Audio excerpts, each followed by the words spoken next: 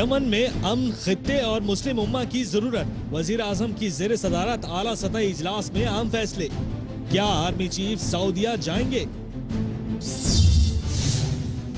शहर कायद का सियासी टेम्परेचर जोरों पर। चौधरी निसार का गवर्नर सिंध से राब्ता। पीटीआई 19 अप्रैल को, पीपल्स पार्टी 26 अप्रैल को कुव्वत का मुजाहरा करेगी। जुडिशल कमीशन ने मजीद मोहलत तलब कर ली। फरीकैन को 22 अप्रैल तक की मजीद मोहलत मिल गई। बताएंगे अंदर की बात।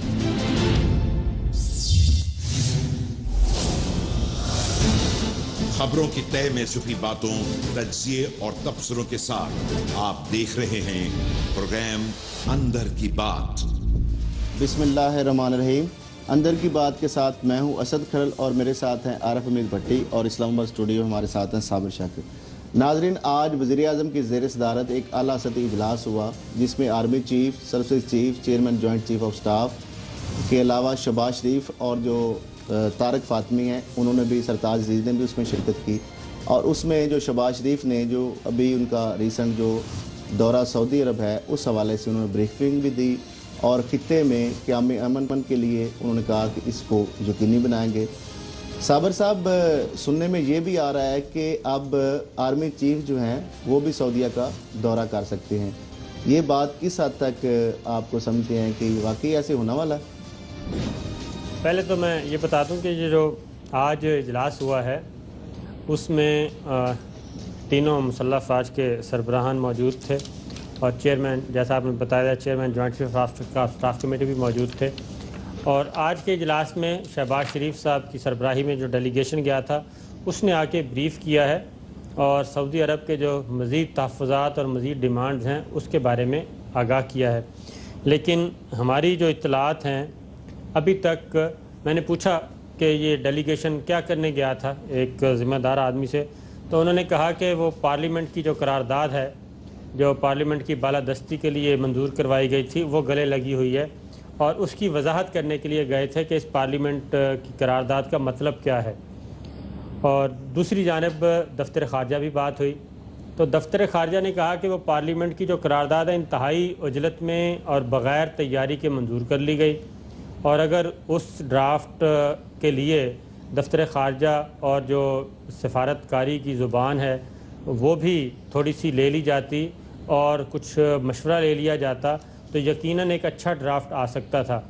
उस पार्लियामेंट की उस करारदाद में बहुत सारी सुकम मौजूद हैं क्योंकि उसमें कहा गया कि सालसी का किरदार पाकिस्तान अदा करे, तो उसके लिए कोई होमवर्क ही नहीं है, ना ही इशू को समझा गया पार्लियामेंट में कि इशू है क्या और सऊदी अरब क्या चाहता है।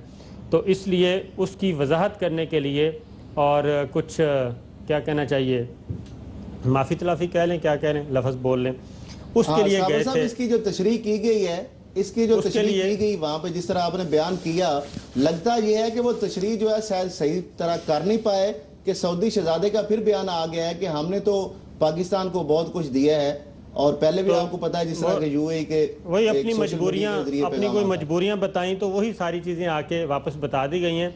लेकिन हमारी जो अब तक की इतला है उसमें यह है कि पाकिस्तान अभी तक अपनी पार्लियामेंट की जो करारदाद है उस पर स्टैंड करता है और पाकिस्तान यमन में अपनी फ़ौज नहीं उतारेगा और इस लड़ाई का हिस्सा बराह रास्त पाकिस्तान नहीं बनना चाहता।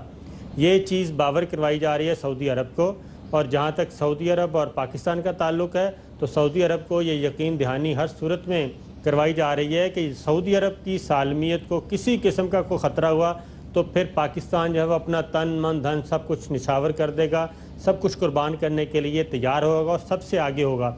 लेकिन अगर पाकिस्तान की फ़ौज को ये कहा जाए कि वो 10 मुल्की इत्तेहाद का हिस्सा बने और वो यमन में जाके लड़े तो ऐसा शायद अभी तक, आज तक की मैं बता रहा हूँ कि उस पर पाकिस्तान की मिलिट्री और सियासी क़यादत कायम है और ऐसा कोई स्टेप लेने नहीं जाएगी। लेकिन कल को क्या डेवलपमेंट होती है पता नहीं।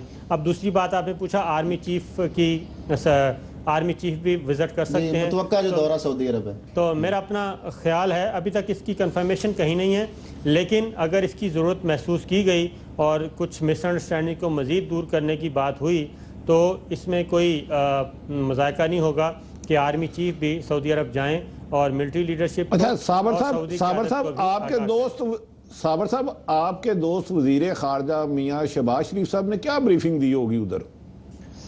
वज़ीर ख़ारजा तो असल मसला ये है, बेचारे दफ्तर ख़ारजा वाले तो वो कह रहे हैं कि हम कहें जवाब दें, किसको बताएं, किसको फ़ोन करें, क्योंकि तारिक फ़ातमी साहब का और सरताज अजीज़ साहब का अपना झगड़ा है, वो अपने चक्रों में लगे हुए हैं। ख़ारजा पॉलिसी तो एक तरफ, इन दोनों के दरमियान जो लड़ाइयाँ हो रही हैं कि फ़लाँ पोस्टिंग कौन करेगा और फ़लाँ पोस्टिंग कौन करेगा, इस पर झगड़े चल रहे हैं।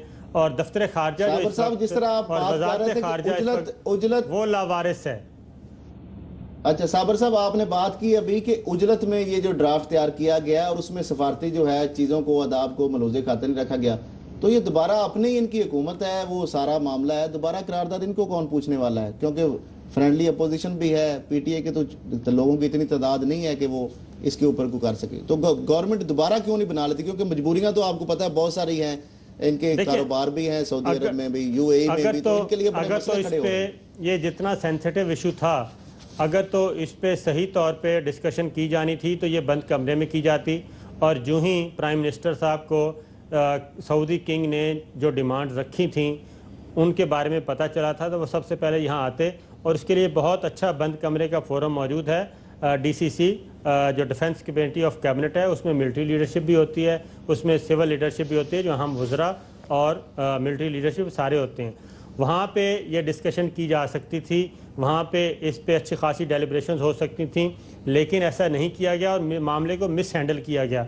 मिस हैंडल करके उसको पब्लिक कर दिया गया, और जब पब्लिक में चीज़ आ गई और सऊदी अरब जो कि पाकिस्तान का बहुत ही करीबी और बहुत मुश्किल वक्तों का साथी है, इसमें कोई शक नहीं कि सऊदी अरब ने 65 की जंग हो, 71 की जंग हो, और जब एटमी धमाके किए हों या अर्थक्वेक आया हो या सैलाब आया हो, मुझे अच्छी तरह याद है कि जब अर्थक्वेक आया तो सबसे ज़्यादा जो मदद की वो सऊदी अरब ने की, और शहर के शहर आबाद करके दिए, जो अभी तक उनका ये काम चल रहा है। मुस्तकिल एक इदारा कायम कर दिया इस्लामाबाद में सऊदी असिस्टेंट्स का, जो कि ये काम कर रहा था।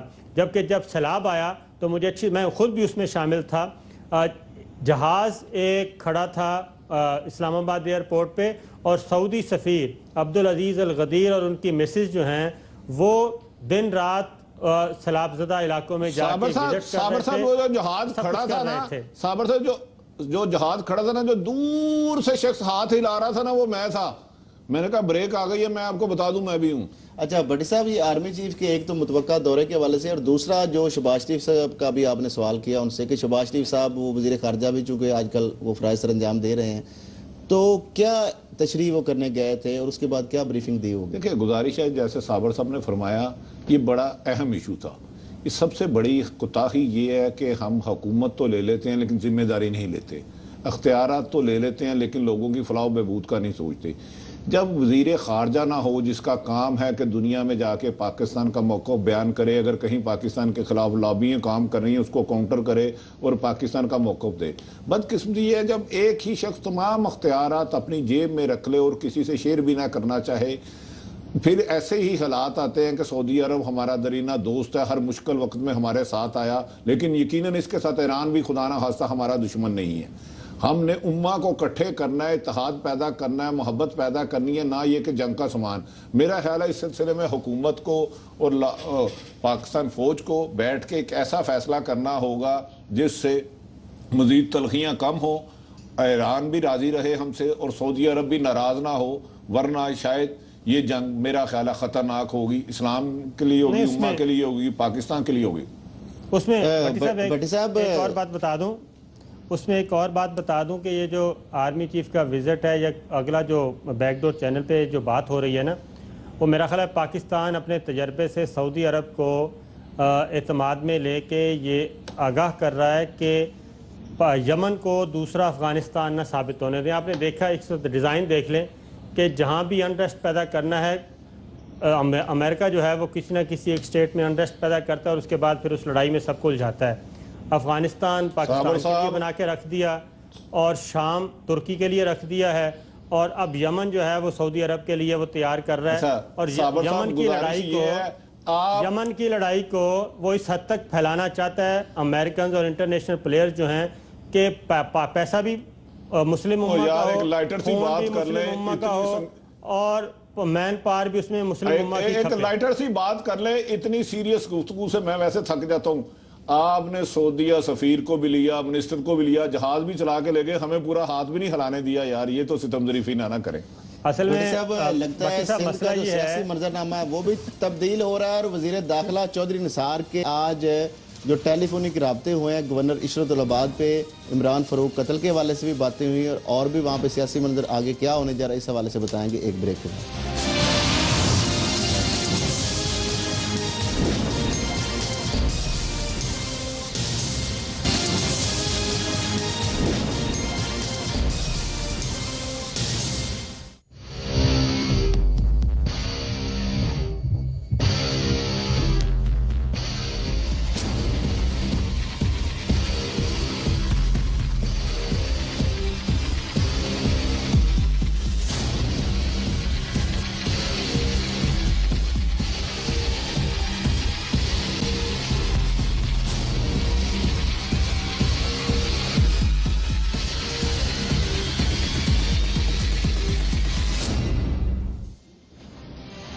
वेलकम बैक नाज़रीन। सिंध का सियासी जो मंजरनामा है वो बदलने जा रहा है। एक तरफ तो पीटीआई जो है उसको 19 अप्रैल के जलसे की इजाज़त मिल रही है, जबकि दूसरी तरफ को जो पीपल्स पार्टी है वो भी लियारी में 26 अप्रैल को जलसा कर ली है। जबकि शहबाज शरीफ साहब ने जिस तरह सऊदी अरब से वापसी पर ब्रीफिंग दी है, उनके दोस्त चौधरी निसार साहब जो हैं वज़ीर दाखिला, उन्होंने गवर्नर इशरतुल्लाबाद जो हैं गवर्नर सिंध, उनको ब्रीफिंग दी है डॉक्टर इमरान फारूक के मर्डर केस के हवाले से। बड़ी साहब ये सिंध में एकदम फिर जो सियासी सरगर्मियां जो हैं एमक्यूएम तो और पीटीआई और जमात इस्लामी का और पीपल पार्टी का भी 26 अप्रैल को जो जलसा है, और ख़ास तौर पे जो चौधरी निसार ने आज ब्रीफिंग दी है उसको अब पता नहीं क्या आप कहेंगे, जो एमक्यूएम के जो रहनुमा भी हैं, जारी बात है गवर्नर मेरे ख्याल में चौधरी निसार साहब ने जो खबर दी होगी वो गवर्नर सिंध के लिए कोई बेहतर ना होगी। शायद बेहतर खबर देने की पोजीशन में चौधरी निसार है ही नहीं, हक़ाइक़ कुछ इस तरफ जा रहे हैं। देखिए ये बड़ी खुशाइन बात है कि कराची में तमाम सियासी जमातें अपना अपना रोल प्ले कर रही हैं। आज से कुछ अरसा कबल जब रेंजर ने ऑपरेशन नहीं था किया, टारगेट किलर का राज था, बत्ताखोरों का राज था, जुल्म ज़्यादती करने वालों का राज था। आज अगर खुशियाँ बंट रही है, हर जमात अपना अपना मौक़िफ़ जाके दे रही है। पीपल्स पार्टी भी जलसा कर रही है, उसका राइट है। एमक्यूएम जाके लोगों को अपना मौक़िफ़ दे रही है, जमात इस्लामी। यही खुशियाइन बात है। देखिए सियासत का मतलब ही ये है कि आप लोगों के मसाइल जाके सुने और उनको हल करें, ना ये कि आप सियासत को तशद्दुद में बदल दें।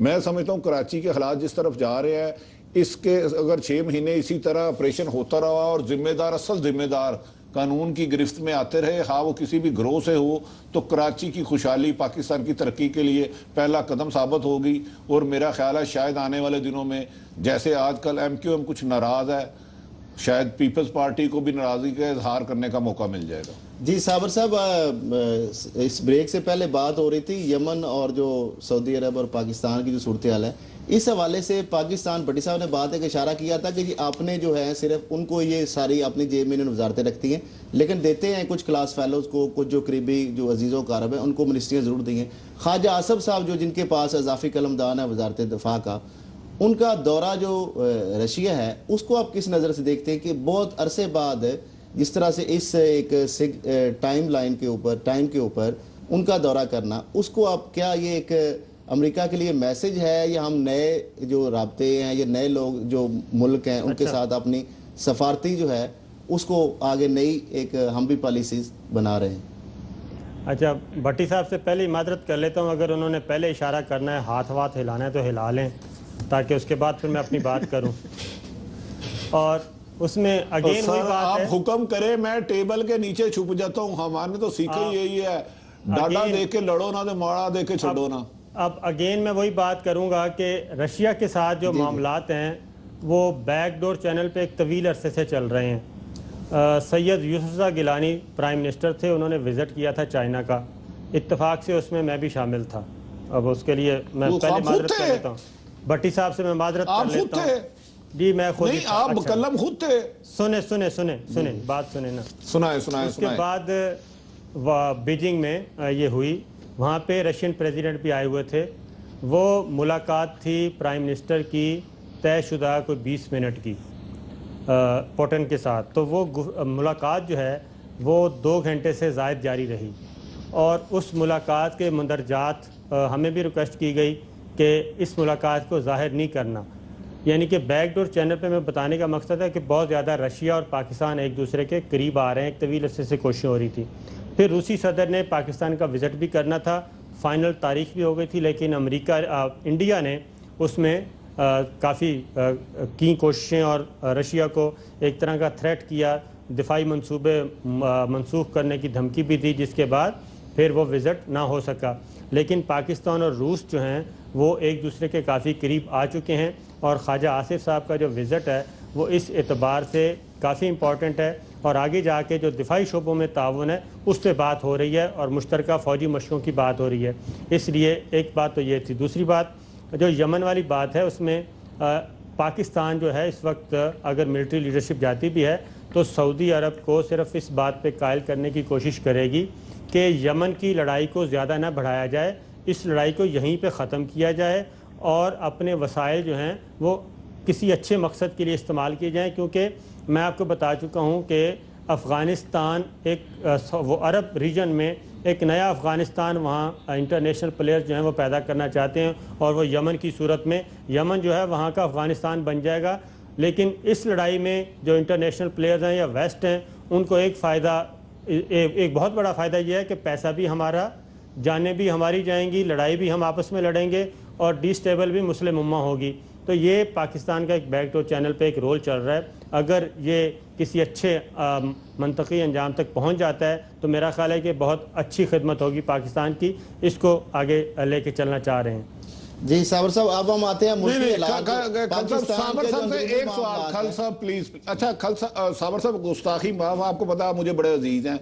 आप जब तीसरी जमात में पढ़ते थे आप घर से अपना खाना लेकर गए, एक दफा आपके क्लास फेलो ने वो खाना खा लिया तो आप दोनों में झगड़ा हुआ, तो उसका रिजल्ट क्या हुआ था?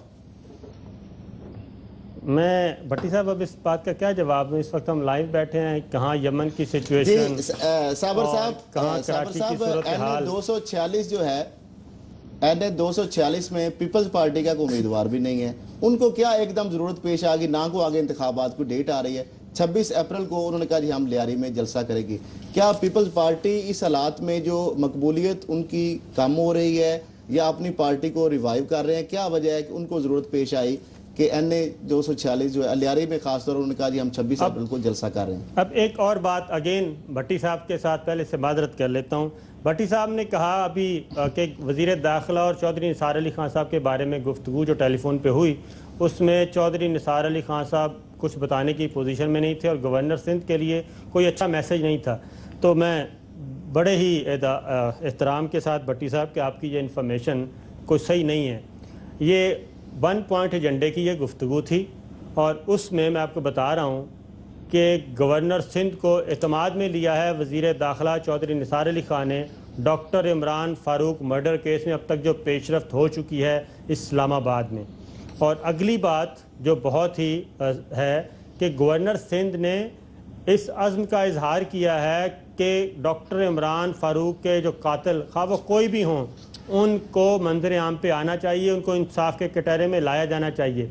और अगली बात जो अंदर की बात जो है वो है कि governor Sindh doctor Imran Farooq murder case के बारे में बहुत कुछ जानते हैं और ये जो चीज़ पाकिस्तान ने जो फैसला किया है doctor Imran Farooq murder case और मनी लॉन्ड्रिंग केस को हतमी और मंतकी अंजाम तक पहुंचाने का, ये छोटा फैसला नहीं है। इससे बहुत सारे जो हैं सख्त तरीन इक़दाम आने वाले दिनों में होंगे और ये केस अगर जान की माल पाऊँ तो एक अर्ज करूँ, अब मैंने आपकी बात मान ली, मैं आपकी इंफॉर्मेशन को चैलेंज करने की पोजीशन में नहीं हूँ।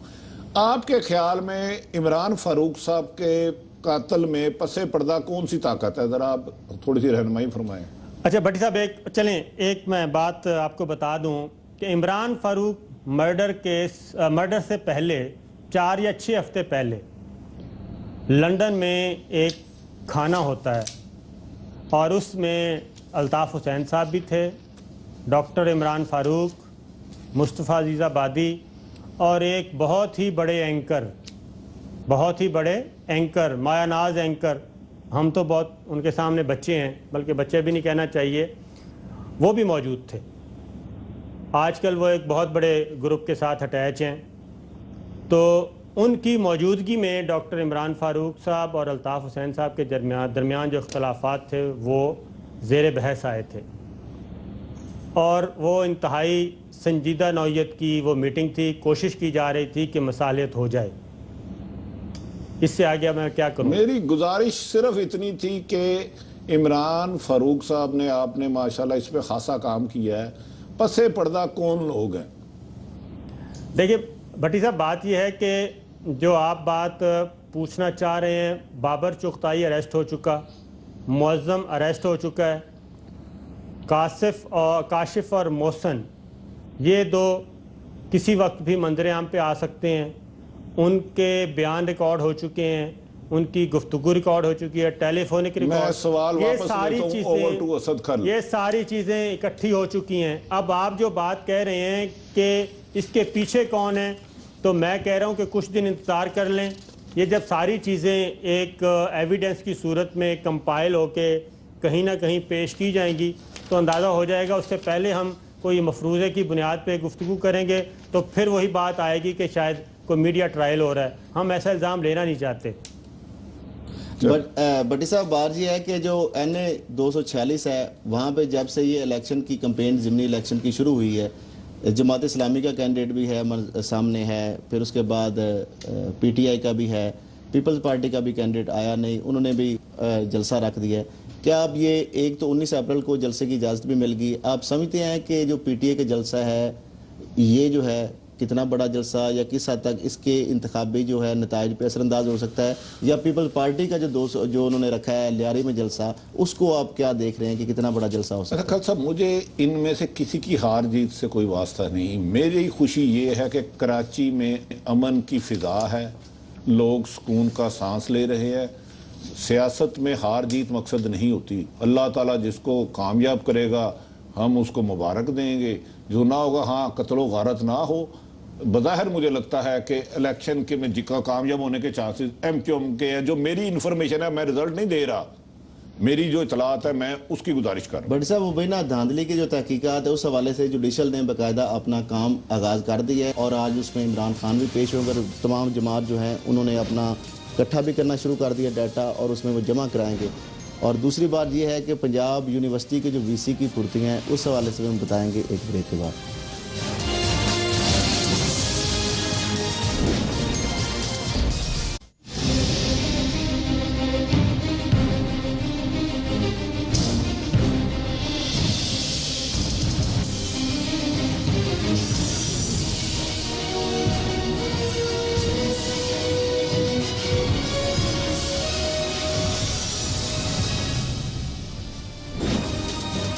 Welcome back. मुबैना धांधली की तहकीकात के लिए जो बनाया गया कमीशन, उसने अपनी जो भरपूर जो आगाज़ कर दिया है, और आज कमीशन का जो उसमें इमरान खान भी पेश हुए हैं और बाकी जो सियासी जमातें हैं उन्होंने भी जो है इंतखाबी धांधली के हवाले से सबूत जमा करने शुरू कर दिए हैं।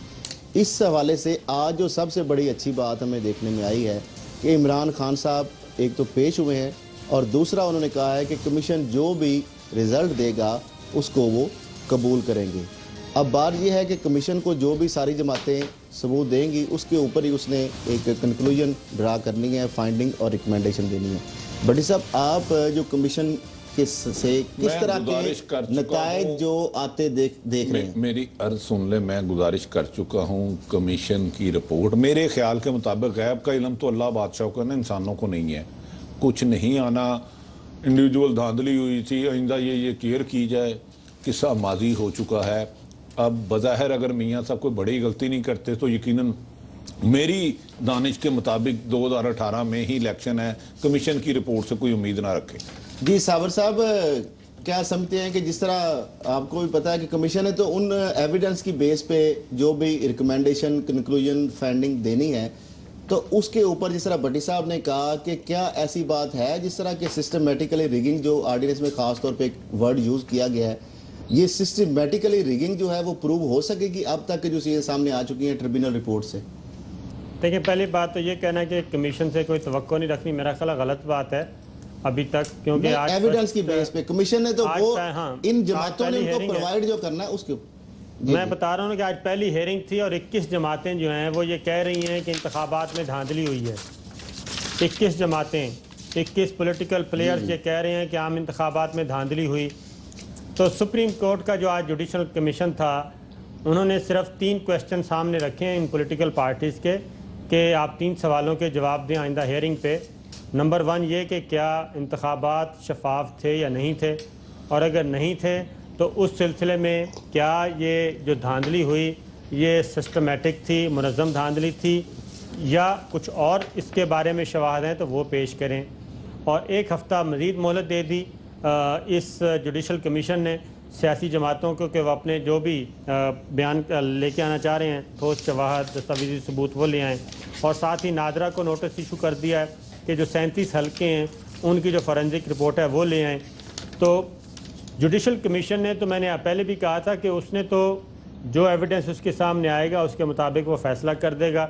अब ये Pakistan Tehreek Insaf, peoples party, JUI, ANP, जितनी भी सियासी जमातें, बलूचिस्तान की जमातें हैं, वो उनकी ज़िम्मेदारी है कि वो कमीशन को मुतमईन करें, क्योंकि कमीशन ने हवा में कोई फ़ैसला नहीं देना, मफरूज़ों की बुनियाद पर कोई गुफ्तगू नहीं करनी। चीफ़ जस्टिस उसको हेड कर रहे हैं, 2 सीनियर मोस्ट जजेस जो हैं उसके मेंबर हैं, इंतहाई प्रोफेशनल। तो अब पॉलिटिकल पार्टी देखते हैं कि पाकिस्तान तहरीक इंसाफ आइंदा तारीख पे क्या ऐसी चीज़ें देती है कि जिससे जुडिशल कमीशन मुतमईन हो। दूसरी जानिब पाकिस्तान मुस्लिम लीग नवाज़ ने भी अपनी एक ऑब्ज़र्वर्स जो हैं वो बिठाए हैं, और जो भी अब तक सियासी जमातों ने मटीरियल सबमिट किया है वो मुस्लिम लीग नवाज़ जो है वो उसको हासिल कर रही है। और अटॉर्नी जनरल ऑफिस उनके साथ बहुत ज़्यादा कोऑपरेटिव है, क्योंकि अटॉर्नी जनरल को भी वो सारी चीज़ें अल्टीमेट मिलती हैं, तो लिहाजा वो भी वसूल फरमा रहे हैं। और मुस्लिम लीग नवाज़ की एक टीम जो है वो उसका जायज़ा ले रही है। उसके बाद वो भी अगर फ़ैसला करेगी कि उसने जुडिशल कमीशन के सामने पेश होना है, नहीं होना, और जाके फिर अपोज करना है। दूसरी तरफ पाकिस्तान तहरीक इंसाफ मियाँ Nawaz Sharif, prime minister of Pakistan का जो हरीपुर का जलसा है जहाँ उन्होंने एडमिट किया है कि उनके साथ भी धांधली हुई है, वो बयान भी सुप्रीम कोर्ट में सबमिट करवाने का जुडिशल कमीशन के सामने इरादा रखते हैं। इस तरह की सारी चीज़ें जो हैं वो 1 हफ़्ता हमें इंतज़ार करना चाहिए कि क्या एविडेंस देते हैं। एविडेंस के बगैर जुडिशल कमीशन कुछ नहीं कर सकेगा। जी साबर साहब, हम तो 1 हफ्ता इंतज़ार करें, लेकिन VC पंजाब यूनिवर्सिटी जो है वो इंतज़ार करने पे बिल्कुल वो इस पे तैयार नहीं है। ये कल हमने जो प्रोग्राम किया था पंजाब यूनिवर्सिटी जो VC जो है डॉक्टर मुजाहिद कामरान साहब की माली और इंतज़ामी बेज़ाब्तियों के हवाले से जो डॉक्यूमेंट्स बेस हमने प्रोग्राम किया था, और उनके कुछ लोगों ने रब्ता किया, और फिर जिस तरह आपने देखा कि उन्होंने नशरियात जो है ARY की बंद कराई यूनिवर्सिटी कॉलोनी में, मुलिका इलाकों में, और वो लग ऐसे रहा था कि 80s की जो लोगों को यादें जो हैं वापस आई कि लोग जिनके घर नेट था वहाँ पे 5-5 जो साजा हैं वो जाके उसको नेट पे जाके लैपटॉप पे जाके वो प्रोग्राम देख रहे थे। और आज भी VC साहब के जो चहेते हैं, उनकी खुफिया जो टीमें ये देखते रही डिटरमिन करके कि आज कौन कौन लोग जो है प्रोग्राम देख रहे हैं। लेकिन उसके अलावा जो उन्होंने एक और जो फुर्तियाँ उनकी दिखाई हैं, जो एकेडमिक स्टाफ एसोसिएशन ने, उन्होंने एक वहाँ पे कल, हालांकि 15 अप्रैल को उनका इजलास हुआ था, आज इनफॉर्मल फौरी तौर पर उन्होंने VC साहब जो है बहादुर को रेस्क्यू करने के लिए उन्होंने एक मीटिंग बुलाई, और उसमें उन्होंने ARY न्यूज़ जो है हमारे प्रोग्राम को एंकर्स का नाम लेके, प्रोग्राम और चैनल का नाम लेके उसको डिस्कस किया, और उसकी बाकायदा जो है एक प्रेस रिलीज बना के वो तमाम मीडिया को भी जारी की है। हम पहले उस प्रोग्राम में भी हमने कहा, अब भी हम कह रहे हैं कि जो भी हम बात कर रहे हैं हम फैक्ट्स के ऊपर बात कर रहे हैं। इस हवाले से उनको अगर कोई एतराज़ है, ये हमारा फोरम हाजिर है, वरना अदालतें मौजूद हैं, वहां पे वो जाएं, हम जो इल्ज़ाम डॉक्यूमेंट्स की बेस पे वहां पे प्रूव करेंगे। अगर ना कर सके तो पूरी कौम के सामने। जी बड़ी साहब, वो उस्ताद हैं VC, हमारे लिए काबिल एहतराम थे, कल भी हैं, हमें बुरा भला कहे। उन्होंने ये जो प्रेस रिलीज में कहा, इस प्रोग्राम में झूठ की इंतहा कर दी गई, और इस तरह की सहाफत, आज़ाद मीडिया और दयानतदार सहाफ़ियों को बदनामी का बायस बनी करारदाद में यह भी बात वादिया की गई कि रब्ता करने के बावजूद ARY इंतजामिया ने यूनिवर्सिटी का मौक़िफ़ लेने से इनकार कर दिया। मुजाहिद कामरान साहब, नहायत अदब एहतराम से आप मंडे को तशरीफ़ लाएँ, आपका पूरा मौक़िफ़ है। जो आपने जर्द सहाफ़त का ताना दिया 3 आलम दीन बैठा लेते हैं, 3 आलम दीन आपकी मर्जी के, उधर मैं भी आ जाता हूं, आप भी आ जाते हैं, जो झूठा साबित हो जाए उसका मुंह काला करके बाहर घुमाया जाए पूरे लाहौर में। मेरी एक गुजारिश है, आप हमारे लिए काबिल एहतराम है, यूनिवर्सिटी हमारे लिए काबिल फ़ख्र है, उसका मुकाम बहुत बुलंद है, लेकिन हमने उन लोगों की निशानदेही की जो एजुकेशन की रसवाई का बायस बन रहे हैं। हम आपको से फिर गुजारिश करते हैं, आप अपनी मर्जी के 3 जज ले आए, मीनारे पाकिस्तान में बैठ जाते हैं और दोनों में से जो झूठा साबित हो जाए उसका मुंह स्याह करके लोगों को दिखाया जाए कि जर्द सहाफत कौन कर रहा है या तालीम के नाम पर। दूसरी बात मैं सख्त है वो नहीं करूंगा, आप काबिल एहतराम थे, हैं और रहेंगे। जी साबर साहब, आपको भी पता चला होगा कि ये आज जो है बड़ा वहाँ पे लोग उनको बढ़ चढ़ कर बोलते रहे और वहाँ पे जो इजलास हो गया, और इस जो एकेडमिक स्टाफ एसोसिएशन है आज तक उन्होंने यूनिवर्सिटी की बेहतरी के लिए तो इस तरह से कभी काम नहीं किया, लेकिन आज जिस तरह से वो एक कर रहे थे उसमें ये लग रहा था कि वीसी साहब को हर बंदा बढ़ चढ़ कर उनको अपनी वफादारी की यकीनदानी करा रहा है। मेरा ख्याल है कि इस प्रेस रिलीज़ का भी ना जायज़ा लेना पड़ेगा कि ये प्रेस रिलीज़ कोई विलिंगली जारी की गई है, क्या इन लोगों को पता भी है, इन असातिज़ा कराम को जिनके नाम से ये जारी की गई है, क्योंकि इनमें एक नाम है डॉक्टर आबिद चौधरी साहब, जो मुझे याद पड़ रहा है ये हमारे सेशन फेलो होते थे IER में, एजुकेशन में शायद इन्होंने मास्टर्स किया था उस वक्त या कर रहे थे, तो वहाँ से करके फिर वहीं पे ही इन्होंने लेक्चरशिप ले ली थी। मेरा ख्याल है कि अगर वही है तो मैं उनसे कल बात भी कर लूँगा। मुझे लगता है कि ये वाइस चांसलर साहब की तरफ से उनके ऑफिस में बैठ के ये प्रेस रिलीज़ तैयार किया गया है, वरना वाइस चांसलर की तरफ से अगर कुछ होता तो वाइस चांसलर को खुद जारी करना चाहिए था। यूनिवर्सिटी का एक PRO भी है। नहीं साबर साहब, इसके तो हम विटनेस हैं कि ये बकायदा वहाँ पे मीटिंग तो हुई है, इनफॉर्मल थी, एजेंडा नहीं था, टेलीफोनिकली सारे लोग इकट्ठे हुए हैं। ये एकेडमिक स्टाफ एसोसिएशन की जो है ये डॉक्टर महबूब हुसैन साहब इत्तलात के मुताबिक उन्होंने वीसी साहब ने प्लानिंग बनाई थी, असातिज़ा जो हमारे वालिद की जगह हमारे लिए रहनुमाई का सबब बनते हैं और स्टूडेंट्स को लेके ARY के खिलाफ आके कोई जलसा जुलूस निकाले, हमारी उनसे भी गुजारिश है मुजाहिद कामरान साहब खुद उनको लीड करे और वो जो हमें बुरा भला कहेंगे हम खुद दिखाएंगे, लेकिन हमने निकाले, आप वीसी साहब यही दुआ करेंगे कि अल्लाह वीसी साहब को सच बोलने की हिम्मत दे। ARY न्यूज़ जो है ना वो तो हक सच जो भी बात होगी वो अपने नाजरीन से शेयर करता रहेगा। पहले भी आपको पता है जमातों ने जिस तरह MQM ने भी जुलूस निकाले, अभी वीसी साहब भी अपना शौक पूरा कर लें, लेकिन बात यह है कि हमारा फोरम जो है वो हाजिर है। वीसी साहब की जो करप्शन और बद इंतज़ामियों की इतनी तवील दास्तान है उसके ऊपर तो बहुत सारे प्रोग्राम किए जा सकते हैं, लेकिन ये उनको अगर तशनगी है कि उनका मौक़िफ़ पूरा नहीं लिया जा रहा तो हम उसके हवाले से हमारा फोरम हाजिर है। वो बजाय वहाँ पे जो प्लानिंग कर रहे हैं बैठ के मालकान के बारे में, ना तो ARY के मालकान झुकने न बिकने वाले हैं, ना इनकी जो टीम है ARY न्यूज़ की वो झुकने बिकने वाली है। सिर्फ बात यह है कि आप जो फैक्ट्स होंगे उसको हम ज़रूर यहाँ पे भरेंगे, लेकिन आप इस तरीके से अपनी मर्जी की जो चीज़ है वो नहीं। हम कहते हैं कि आप आए सामने, हम आपके सामने डॉक्यूमेंट्स रखेंगे, आपके पास भी अगर उसके जवाबी कोई डॉक्यूमेंट्स हैं तो वो बताएं। हम जब डॉक्यूमेंट्स मांगते हैं किसी भी उनका जो पॉइंट ऑफ व्यू है तो वो कहते हैं ये हमारा मौक़िफ़ है। मौक़िफ़ हम जब ज़बानी बात नहीं कर रहे, हम आपकी डॉक्यूमेंट्स के बात कर रहे हैं, तो फिर आपका हम ज़बानी चीज़ जो है